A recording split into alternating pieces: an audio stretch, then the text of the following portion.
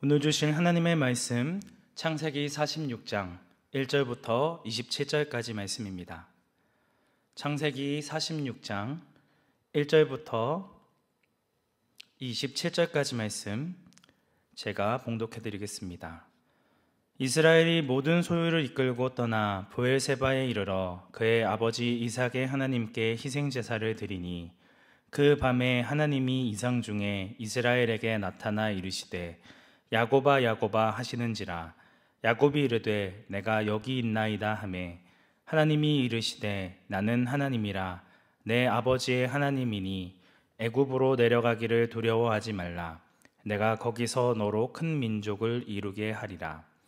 내가 너와 함께 애굽으로 내려가겠고 반드시 너를 인도하여 다시 올라올 것이며 요셉이 그의 손으로 내 눈을 감기리라 하셨더라. 야곱이 브엘세바에서 떠날새 이스라엘의 아들들이 바로가 그를 태우려고 보낸 수레에 자기들의 아버지 야곱과 자기들의 처자들을 태우고 그들의 가축과 가나안 땅에서 얻은 재물을 이끌었으며 야곱과 그의 자손들이 다 함께 애굽으로 갔더라. 이와 같이 야곱이 그 아들들과 손자들과 딸들과 손녀들 곧 그의 모든 자손을 데리고 애굽으로 갔더라. 애굽으로 내려간 이스라엘 가족의 이름은 이러하니라. 야곱과 그의 아들들 곧 야곱의 맏아들 르우벤과 르우벤의 아들 한옥과 발루와 헤스론과 갈미오. 시므온의 아들은 여무엘과 야민과 오핫과 야긴과 스알과 가나안 여인의 아들 사울이요. 레위의 아들은 게르손과 그핫과 무라리요. 유다의 아들 곧 엘과 오난과 셀라와 베레스와 세라니. 엘과 오난은 가나안 땅에서 죽었고 베레스의 아들은 헤스론과 하물이요. 이사갈의 아들은 돌라와 부아와 욥과 시므론이요. 스불론의 아들은 세렛과 엘론과 얄레엘이니. 이들은 레아가 바단 아람에서 야곱에게 난 자손들이라. 그 딸 디나를 합하여 남자와 여자가 33명이요. 갓의 아들은 시뵐과 학기와 수니와 에스본과 에리와 아로디와 아렐리요. 아셀의 아들은 임나와 이스바와 이스위와 부리아와 그들의 누이 세라며 또 부리아의 아들은 헤벨과 말게엘이니. 이들은 라반이 그의 딸 레아에게 준 실바가 야곱에게 낳은 자손들이니 모두 16명이라. 야곱의 아내 라헬의 아들 곧 요셉과 베냐민이요.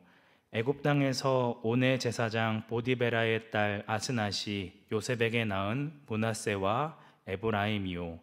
베냐민의 아들 곧 벨라와 베겔과 아스벨과 게라와 나아만과 에히와 로스와 무빔과 홈빔과 아롯이니. 이들은 라헬이 야곱에게 낳은 자손들이니 모두 14명이요. 단의 아들 후심이요. 납달리의 아들 곧 야셀과 구니와 예셀과 실라임이라. 이들은 라반이 그의 딸 라헬에게 준 비라가 야곱에게 낳은 자손들이니 모두 7명이라. 야곱과 함께 애굽에 들어간 자는 야곱의 며느리들 외에 66명이니 이는 다 야곱의 몸에서 태어난 자이며 애굽에서 요셉이 낳은 아들은 2명이니 야곱의 집 사람으로 애굽에 이른 자가 모두 70명이었더라. 아멘. 야곱은 곡식을 얻기 위하여 애굽에 보낸 11명의 아들들이 돌아오기를 학수고대하며 기다리고 있었습니다. 드디어 11명의 아들들이 무사하게 가나안에 돌아왔는데 거기에서 예상치 못했던 충격적인 소식을 듣게 됩니다. 요셉이 지금까지 살아있어 애굽 땅의 총리가 되었다는 소식입니다. 그동안 요셉이 짐승에 의해 죽었다라고 알고 있었던 야곱에게는 도무지 믿을 수 없는 꿈과 같은 소식이었습니다. 아들들의 말을 믿지 못하여 어리둥절하는 것은 사실 너무나도 당연한 반응이었을 것입니다. 요셉이 보낸 수레를 보고서야 기운을 차리고 거짓말같이 여겨졌던 그 소식을 받아들입니다. 요셉이 살아있다는 사실을 확인한 야곱은 단 하루도 지체하지 않고 당장이라도 애굽으로 달려가 그의 얼굴을 보고 싶었을 것입니다. 하지만 야곱은 오늘 본문 말씀 1절에서 곧바로 애굽으로 내려가지 않고 먼저 모든 소유를 이끌고 브엘세바로 가서 하나님께 제사를 드립니다. 그에게는 애굽에 가서 요셉을 만나는 것보다 하나님께 희생 제물을 드리는 일이 더 중요했기 때문입니다. 야곱은 과거에 자신의 꾀를 믿고 자기 욕망을 중시하며 살던 사람이었습니다. 그러나 이제는 하나님이 자신의 주인이심을 인정하는 믿음의 사람이 되었습니다. 그래서 자신의 마음은 이미 애굽에 가 있음에도 불구하고 그것보다 우선적으로 하나님께 예배 드리는 시간을 가진 것입니다. 브엘세바는 가나안 땅 최남단에 위치한 장소였습니다. 야곱은 가나안을 떠나 애굽으로 향하기 전에 하나님의 뜻을 묻고 하나님의 허락을 구하기 위하여 제사를 드린 것입니다. 가나안 땅은 하나님이 아브라함에게 약속하신 땅이었습니다. 아버지 이삭은 흉년에 들었음에도 불구하고 하나님이 약속하신 가나안 땅을 떠나지 않으므로 거부가 되었지요.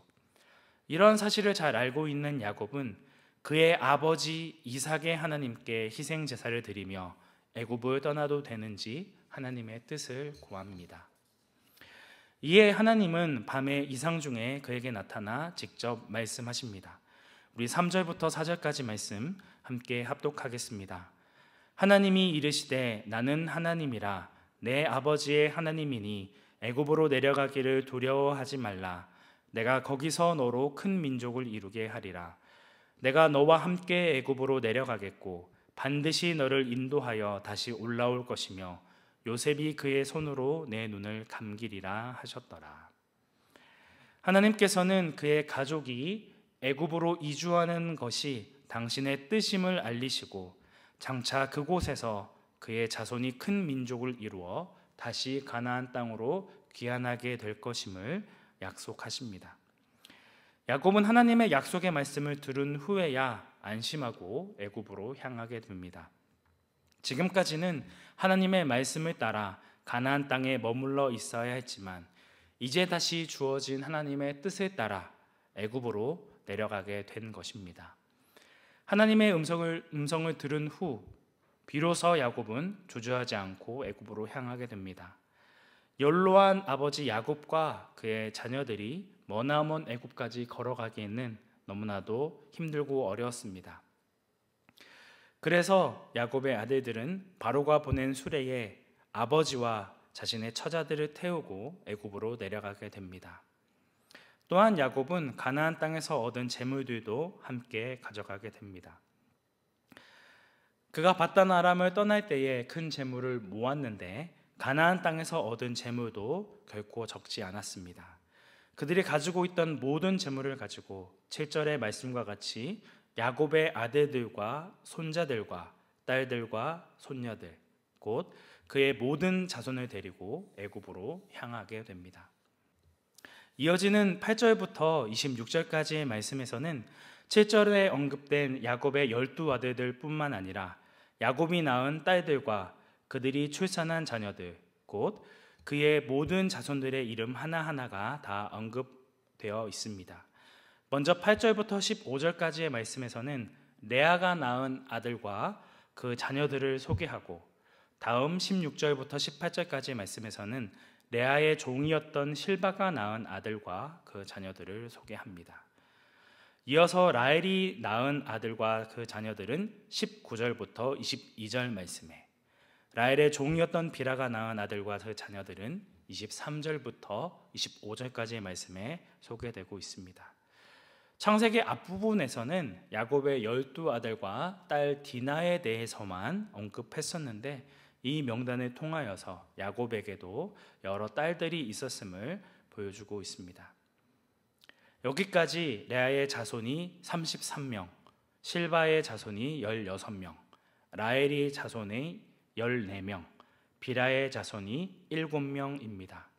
이 인원을 다 더하면 26절의 말씀과 같이 총 66명이 됩니다. 여기에 애굽에 있는 요셉과 두 아들을 포함하면 3명, 그리고 마지막 아버지 야곱까지 더하면 모두 70명이 됩니다. 이 숫자는 야곱의 며느리와 손녀를 제외한 숫자입니다. 그렇다면 왜 야곱의 자손을 굳이 70명이라고 명시한 것일까요? 70이라는 숫자는 성경에서 완전수를 의미하는 숫자입니다. 70명이라는 야곱의 자손의 숫자는 하나님의 약속이 성취되고 있음을 보여주기에 알맞은 숫자라 하고 있는 것이죠. 창세기의 저자가 이들 이름을 하나하나 나열하고 이들이 모두 몇 명이었는지를 상세하게 기록한 것은 단순히 정확한 기록을 남기기 위한 목적이 아니었습니다. 야곱의 12명의 아들들은 이스라엘 12지파의 선조들이 되기 때문에 이름이 친숙하지만 그 자녀들의 이름은 너무나도 생소합니다. 그래서 이 야곱의 가족들의 이름을 나열하는 것은 지금의 우리에게는 그다지 의미가 없는 것처럼 보입니다.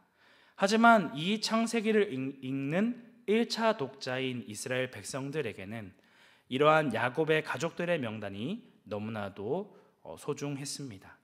자신의 뿌리를 알게 해주는 소중한 족보인 것이죠. 애굽으로 내려간 야곱의 12아들과 그 자녀들은 하나님의 약속 성취의 씨앗이 되었습니다. 400년 전 애굽으로 내려왔던 우리 조상들의 숫자는 70명밖에 되지 않았지만 하나님의 신실하심과 인도하심으로 큰 민족을 이루게 되었다는 것을 깨닫게 된 것이죠.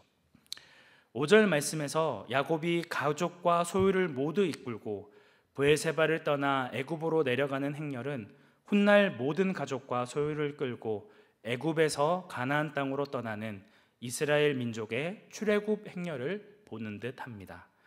하나님의 약속대로 먼 훗날 70명의 자손으로 애굽을 출발한 이스라엘 백성들은 400년 후에 장정만 60만에 이르는 큰 민족을 이루어 그 땅으로 다시 돌아오도록 인도하실 것입니다.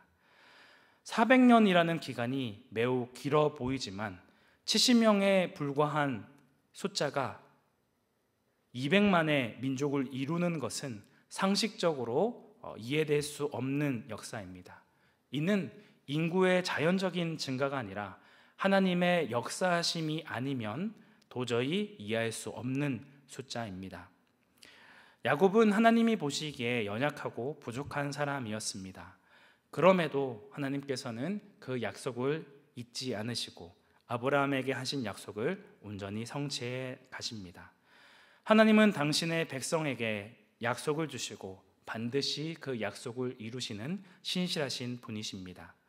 아브라함과 이삭과 야곱은 신실하신 하나님의 약속을 붙들고 하나님과 동행하는 삶을 살았습니다.